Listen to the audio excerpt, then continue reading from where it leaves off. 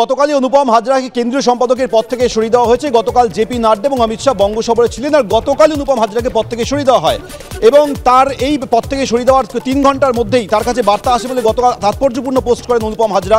মধ্যরাতে তিনি এই পোস্ট করেন। তিনি বলেন যে পদ থেকে সরাবার 3 ঘন্টার মধ্যে বার্তা, কিছু শর্ত মেনে চললে আবার সব আগের মতো। সোশ্যাল মিডিয়ায় পোস্ট করেন অনুপম হাজরা। পদ খুইয়ে মধ্যরাতে তাৎপর্যপূর্ণ দাবি করলেন অনুপম হাজরা। পদ থেকে সরাবার ঠিক 3 ঘন্টার মধ্যে বার্তা, কিছু শর্ত মেনে চললে আবার সব আগের মতো। সোশ্যাল মিডিয়ায় পোস্ট করেন অনুপম হাজরা।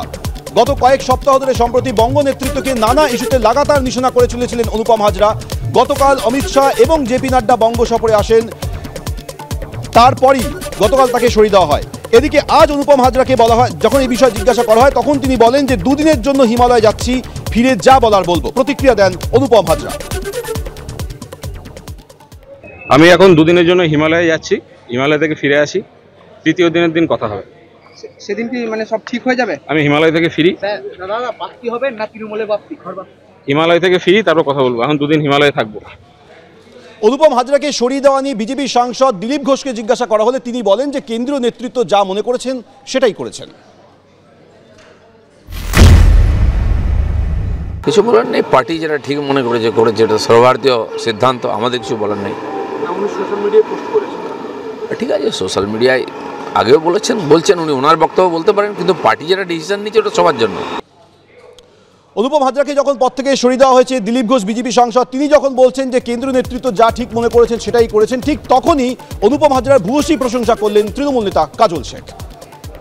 কিন্তু অনুপম যেহেতু আমাদের রবীন্দ্র সংস্কৃতির সঙ্গে যুক্ত, অনুপম আমাদের বিশ্বভারতী এরিয়ায় জন্মগ্রহণ করেছে, এখানকার ছেলে, একটা শিক্ষিত ছেলে, ভালো ছেলে, অধ্যাপক ছিলেন।